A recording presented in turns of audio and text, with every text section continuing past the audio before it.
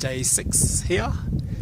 Since my last video, we've gone from Namche Bazaar to Tingberge, and now we're at Dingberge, well above over 4,000 kilometers in the air. Now we're really getting into Struggle Street. It's absolutely freezing from around, you start in the mornings when you're hiking, it's really sunny, but then by the time you get to around 2 o'clock or even lunchtime, sometimes the cold just hits you, the clouds roll in and it bites and everyone's just huffing and puffing. It just doesn't make things easy.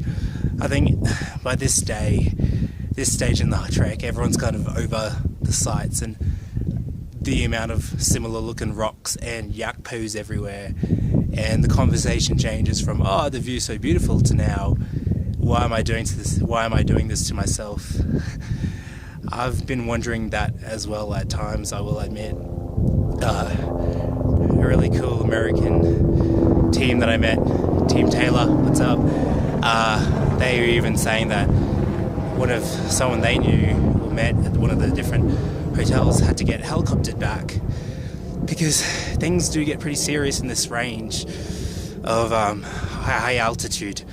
Clearly I've been taking Diamox, haven't had any issues. Diamox prevents altitude sickness, so yeah, I'm feeling pretty good. Even yesterday, even though I was higher than I've been on this trek, I actually performed pretty well.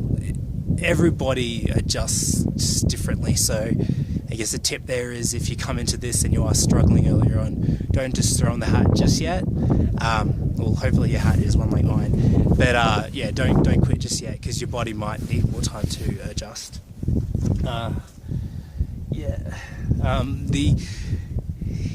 I have spoken to some people who are on their way back from Basecamp, which is pretty cool, and the general advice amongst everyone is just slow and steady. Stay in your zone.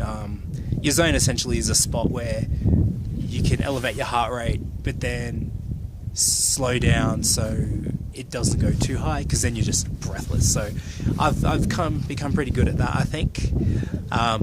That means that I'm kind of trailing behind my other 3 comrades, but it's all good. Like, they wait for me at different checkpoints, and there's plenty of people to talk to along the way, which I think is a pretty cool part of doing the trek as well. Everyone's heading to different areas and whatnot, and here for different reasons, so it's always fun exchanging stories. What else? Yeah. I think one of the highlights probably so far is that I woke up last night to go to pee. It was probably around 3 o'clock, and I came outside afterwards, and the sky here was just littered with so many stars, more stars than I've ever seen in my life. I probably will never get to space, but I'm 4,000 kilometers closer here, and it was just beautiful. I just sat down for a bit till my toes felt absolutely chilled, and then went inside. But yeah, it's really beautiful. This particular region, I don't know how much you can see. Yeah. It's kind of on a hill. It gets to a certain point where the communities or the villages are getting smaller and smaller, and they have less and less things available now. Yeah. I think we're going to hit Basecamp in around 2 days, which is pretty exciting. Yeah, and just keeping things going. Most of the times when we check in the RVs, I just usually go to bed within 2 hours because I'm just exhausted.